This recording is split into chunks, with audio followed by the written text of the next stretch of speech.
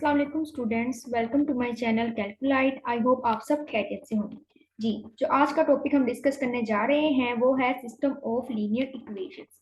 तो आज का लेक्चर स्टार्ट करने से पहले आप सब लोगों से मेरी रिक्वेस्ट है कि अगर आप लोगों ने अभी तक मेरा चैनल सब्सक्राइब नहीं किया तो आप लोग जल्दी जल्दी से मेरा चैनल सब्सक्राइब कर लें और नीचे बेल आइकन होगा, आपको सिंबल शो हो रहा होगा, उसको जरूर क्लिक कीजिएगा ताकि आपको न्यू वीडियोस मेरी जो है ना उसका नोटिफिकेशन मिलता रहे। आई होप सो आप सब लोगों ने मेरा चैनल सब्सक्राइब कर लिया है। तो हम आज के लेक्चर की तरफ चलते हैं। आज के लेक्चर में हमने system of linear equation discuss करना है।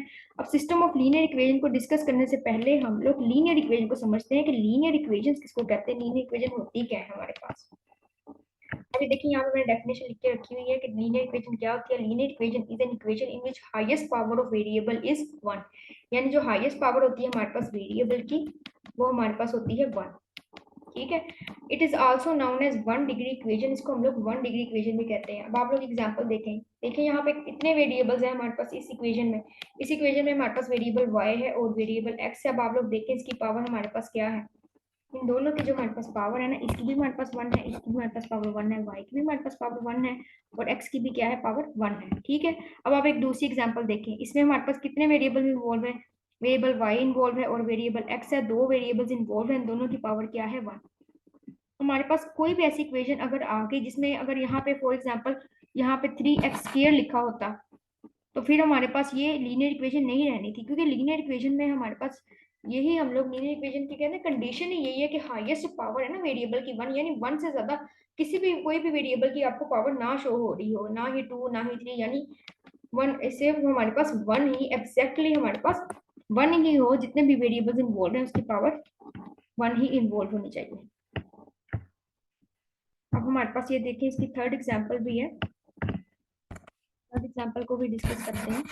देखिए ये थर्ड एग्जांपल है, इसमें देखिए इसमें हमारे पास सिर्फ और सिर्फ एक ही वेरिएबल है x, लेकिन हमें तो बस ये देखना है ना कि जो भी वेरिएबल इन्वॉल्व हो उसकी पावर क्या हो, हाईएस्ट पावर हमारे पास, यानी इक्वेशन जिनकी हाईएस्ट पावर क्या हो वेरिएबल की 1 हो। ये देखिए आप देख सकते हैं इसकी पावर क्या है, वेरिएबल की 1 है।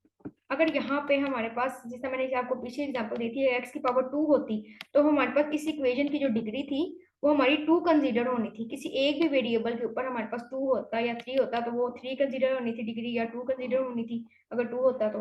अब हमारे पास उस फॉर्म में वो लीनियर इक्वेशन नहीं रहती। लीनियर इक्वेशन में बस आपने इतना याद रखना है कि हाईएस्ट पावर वेरिएबल की क्या हो, 1 हो। ठीक है। अब आप लोग देख लें जितने भी वेरिएबल्स इन्वॉल्व है इन तीन एग्जांपल में उनकी क्या है, पावर 1 है, तो इक्वेशन की पूरी पावर 1 ही कंसीडर होती है। ठीक है। और अब हम आगे देखते हैं, होमोजीनियस लीनियर इक्वेशन को डिस्कस करते हैं कि होमोजीनियस लीनियर इक्वेशन क्या होती है।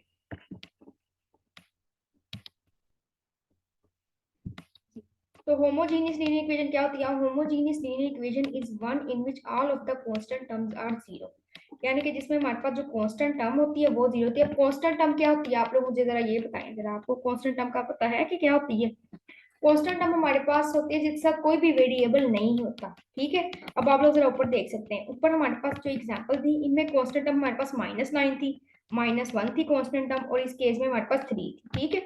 कांस्टेंट टर्म वो होती है जिसके पास हमारे पास जो वेरिएबल होता है वेरिएबल नहीं होता। अब आप लोग देख सकते हैं 9 के साथ भी कोई वेरिएबल नहीं है, 1 के साथ भी कोई वेरिएबल नहीं है, 3 के साथ भी कोई वेरिएबल नहीं है। वेरिएबल से मुराद मेरा यहाँ पे एक्स और वाई या कोई भी हमारे पास वेरिएबल, एक्स वाई जी मोस्टली हमारे पास वेरिएबल के तौर पर यूज होते हैं हमारे पास। अब इनके साथ देख ले कोई भी हमारे पास वेरिएबल नहीं है, 9 के साथ भी, 1 के साथ भी, 3 के साथ भी, तो ये हमारी कांस्टेंट टर्म है।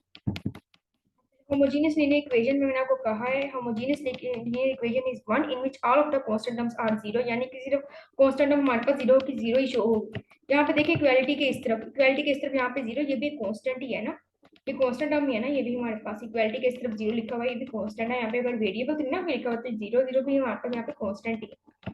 अब उन्होंने कहा देखें, अब आप पूरी इक्वेशन में देखें, आपको सिर्फ और सिर्फ कोई भी जो है ना वो कांस्टेंट टर्म जो भी नजर आ रही है, यानी जो जीरो नजर आ रहे हैं, सिर्फ जीरो ही नजर आ रहे हैं ना, वही तो और कोई कांस्टेंट टर्म तो नहीं ना नजर आ रही हमारे पास कहीं भी। अब देखें 3 लिखा है तो उसके साथ भी वेरिएबल है, एक्स के साथ भी जो 2 लिखा है उसके साथ भी वेरिएबल एक्स है, और सिर्फ जो कांस्टेंट टर्म यानी ऐसी टर्म जिसके साथ कोई भी वेरिएबल नहीं है वो सिर्फ और सिर्फ जीरो ही नजर आ रहा है। तो होमोजेनियस लीनियर इक्वेशन एक ऐसी इक्वेशन होगी इन विच कांस्टेंट टर्म हमारे पास क्या होगा, जीरो।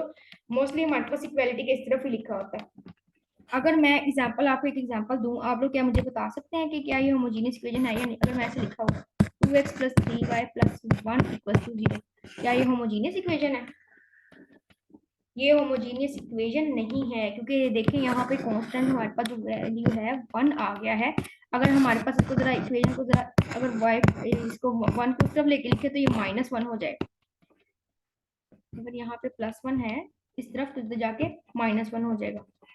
तो आप लोग देख सकते हैं हमारे पास जो ये इक्वेशन है, जो ये इक्वेशन हमारे पास बन गई है, ये हमारे पास होमोजीनियस लीनियर इक्वेशन नहीं, क्योंकि इसमें कांस्टेंट टर्म हमारे पास -1, ठीक है ना। हमारे पास इक्वालिटी किस तरह हमारे पास 0 हो, ठीक है, यानी जो भी कांस्टेंट टर्म इन्वॉल्व हो हमारे पास जो है ना वो 0 होनी चाहिए। बस आपने इसको सिंपल ये आपने ये याद रखना है। और ये देखें जो मैंने एग्जांपल बताई है 1 = 0, ये हमारे पास होमोजीनियस लीनियर इक्वेशन नहीं है।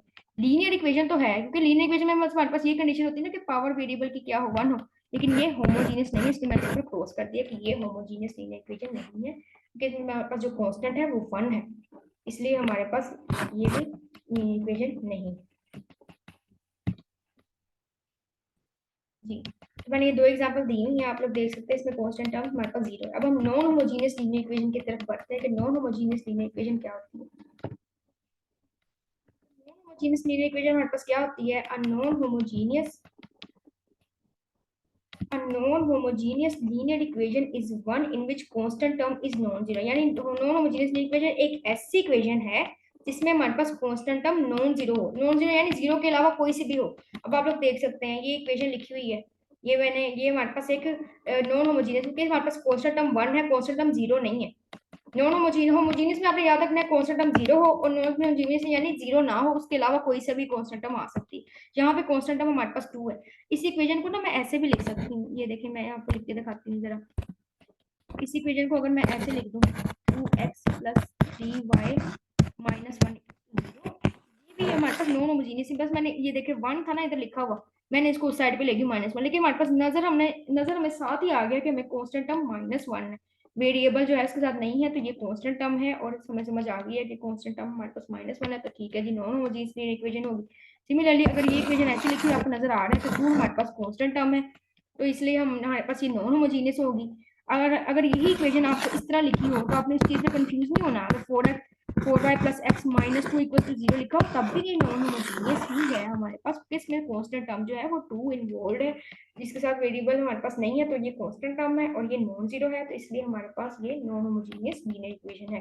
तो ये इक्वेशन ऐसे भी लिखी हुई जा सकती है और ऐसे भी लिखी जा सकती है, ये हमारे पास non homogeneous linear equation. I hope so आपको होमोजीनियस और नॉन होमोजीनियस लीनियर इक्वेशन में डिफरेंस का आइडिया हो गया हो। हम नेक्स्ट चलते हैं सिस्टम ऑफ लीनियर इक्वेशंस की तरफ। सिस्टम ऑफ लीनियर इक्वेशन, अब सिस्टम ऑफ लीनियर इक्वेशन होती क्या है। अब हमने लीनियर इक्वेशन डिस्कस कर ली, होमोजीनियस में डिस्कस कर ली, नॉन होमोजीनियस यानी लीनियर इक्वेशन की 2 फर्दर टाइप्स में हमने डिस्कस कर ली। अब हम सिस्टम ऑफ लीनियर इक्वेशन को डिस्कस करते हैं, जो कि आज हमारा मेन टॉपिक है कि सिस्टम ऑफ लीनियर इक्वेशन क्या होता है। System of linear equation is the set of 2 और more linear equations involving the same variable. यानी हमारे पास सिस्टम ऑफ लीनियर इक्वेशन क्या होता है कि अगर हमारे पास 2 या 2 से ज्यादा हमारे पास लीनियर इक्वेशन लिखी हो ना, 2 या 2 से ज्यादा लीनियर इक्वेशन लिखी जिसके अंदर सेम वेरिएबल हो, तो वो हमारे पास एक सिस्टम बना देता है। यानी हमारे पास देखिए एक सेट है हमारे पास लीनियर इक्वेशन का, जिसमें हमारे पास सेम वेरिएबल इन्वॉल्व है, 2 या 2 से ज्यादा हो, तो वो हमारे पास सिस्टम, उसको हम सिस्टम कह देते हैं कि वो है सिस्टम ऑफ लीनियर इक्वेशंस। लेकिन बस आपने एक चीज याद रखनी है, वेरिएबल हमारे पास सेम होने चाहिए, तब भी हमारे पास वो जो 2 लीनियर इक्वेशन है या 2 या 2 से ज्यादा लीनियर इक्वेशन लिखी होंगी, वो हमारे पास एक सिस्टम जो है ना उसको हम तब भी सिस्टम कहेंगे। अब ये देखें, ये मेरे पास एक सेट है जिसके अंदर 2 लीनियर इक्वेशंस हैं। अब आप लोग देख सकते हैं वेरिएबल जो इन्वॉल्व है वो है एक्स और वाई। अब आप लोग देखेंगे कौन सा हमारे पास सिस्टम है, ये है system of homogeneous linear equation. Homogeneous मैंने क्यों कहा है, क्योंकि हमारे पास जो कांस्टेंट टर्म है वो क्या है, 0 है, ठीक है। अब दूसरा आप लोग सेट देखें, ये जो मैंने सेट लिखा हुआ है, अब ये हमारे पास है system of non homogeneous linear equation. मैंने इसको नॉन होमोजीनियस लीनियर इक्वेशन क्यों कहा है, क्योंकि आप लोग देख सकते हैं कांस्टेंट टर्म हमारे पास 0 नहीं है, यानी नॉन जीरो कांस्टेंट टर्म है, इसलिए ये मेरे पास एक system of non homogeneous linear equation है। दो, इसलिए मैंने यहाँ पे 2 लिखी हुई है, 3 भी लिखी हो सकती थी, 3 इक्वेशंस भी लिखी हो सकती थी, यहाँ पे सिर्फ 2 इक्वेशंस हैं जिनमें वेरिएबल इन्वॉल्व है एक्स और वाई। अब आपने बस इतना ख्याल रखना है कि जो भी हमारे पास इक्वेशंस लिखी हो उनमें सेम वेरिएबल होना चाहिए। यहाँ पे एक्स और वाई इन्वॉल्व है तो दूसरी इक्वेशन में भी एक्स और वाई ही इन्वॉल्व हो, ठीक है, इसलिए हम लोग ये इसको सिस्टम कहते हैं, ठीक है। अब हम जनरल फॉर्म जरा डिस्कस कर लेते हैं, general form of system of non homogeneous. अब जनरल वे में अगर हम मैं लिखूं इसको, ये मैंने देखा कोई भी वेरिएबल ले लिया x1 और x2 और a1 a2 और b1, ये मेरे पास कोफिशिएंट्स है। कोफिशिएंट्स किसको कहते हैं? कोफिशिएंट्स वो होते हैं जो हमारे पास वेरिएबल के साथ टर्म लिखी होती है ना, वो कोफिशिएंट होती है। जैसे कि आप इस ऊपर इक्वेशन में देखें, x का कोफिशिएंट इस इक्वेशन में, ये देखें, अगर मैं इस इक्वेशन को जरा हाईलाइट कर दूं, इस इक्वेशन में ना x का जो कोफिशिएंट है वो 3 है और y का कोफिशिएंट है 2। कोफिशिएंट वो होता है जो वेरिएबल के साथ टर्म लिखी होती है। अब मैंने जरा जनरल फॉर्म डिस्कस की है नॉन होमोजेनियस लीनियर इक्वेशन की। मैंने कोई से भी दो वेरिएबल्स ले लिए, एक x1 ले लिया, एक मैंने x2 ले लिया। अब जो x1 है इसका कोफिशिएंट है मेरे पास a1 और जो x2 है इसका कोफिशिएंट है a2। ठीक है, a1 और a2 हमारे पास जो है वो कोई सा भी रियल नंबर बिलोंग करेंगे, रियल। जो a1 और a2 है वो कोई सा भी रियल नंबर आ सकते हैं, यानी इसकी वैल्यूज कोई सा भी हम लोग रियल नंबर ले सकते हैं। सिमिलरली हमने ये, अब नॉन होमोजीनियस है, नॉन होमोजीनियस लीनियर इक्वेशन है, तो मैंने b1 और b2 को इक्वल टू लिखे नॉन जीरो, क्योंकि b1 और b2 हमारे पास कांस्टेंट टर्म है। कांस्टेंट टर्म क्यों है b1 और b2? आप लोग देख सकते हैं, क्योंकि इसके साथ कोई भी वेरिएबल नहीं है इसलिए हम इसको कांस्टेंट टर्म कहेंगे। अब आप लोग देख सकते हैं, आपको ये एक जनरल वे में मैंने लिखा हुआ है, मैंने वेरिएबल्स लिए हैं x1 और x2, दूसरी इक्वेशन में भी x1 और x2 है। a1, a2, a3 और a4 ये हमारे कोफिशिएंट्स हैं, जो कि हमारे पास कोई से भी रियल नंबर हो सकते हैं। तो ये हमारे पास एक जनरल फॉर्म है system of non homogeneous linear equation की। मैंने जनरल फॉर्म में इसको जनरल वे में लिख दिया और मैंने दो इक्वेशंस ली हैं, आप लोग दो भी ले सकते हैं, आप लोग तीन भी ले सकते हैं, लेकिन बस आपने इतना ख्याल रखना है हमारे पास वेरिएबल जरा सेम होना चाहिए, ठीक है, हर इक्वेशन के अंदर।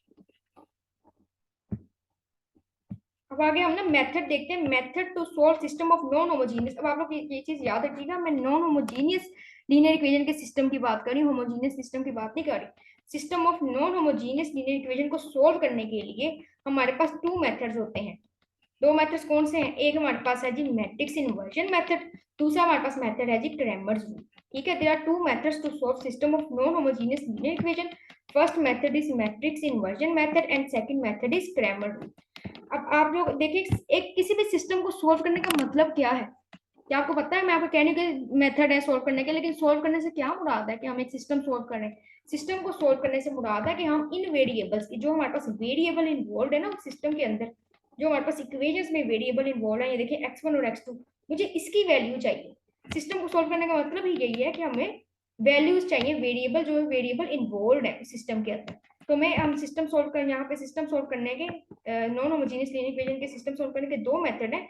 अब इन दो मेथड में हम लोग वेरिएबल्स ही फाइंड करेंगे कि हम x1 x2 जो भी वेरिएबल इन्वॉल्व है तो हम उसकी वैल्यूज कैसे फाइंड करेंगे।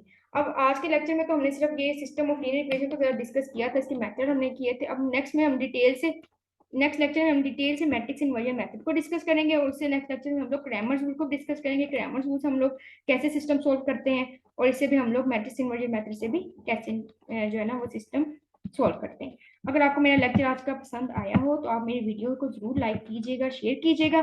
कोई भी कंफ्यूजन है आप लोग मुझे कमेंट सेक्शन में आप लोग मुझसे डिस्कस कर सकते हैं। और आज के लिए इतना ही काफी है।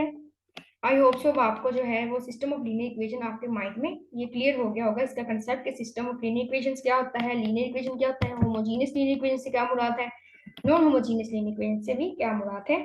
मेरे चैनल को आप लोग सब्सक्राइब करना मत भूलिएगा। और आज के लिए इतना ही काफी है। अल्लाह हाफिज, स्टे ट्यून।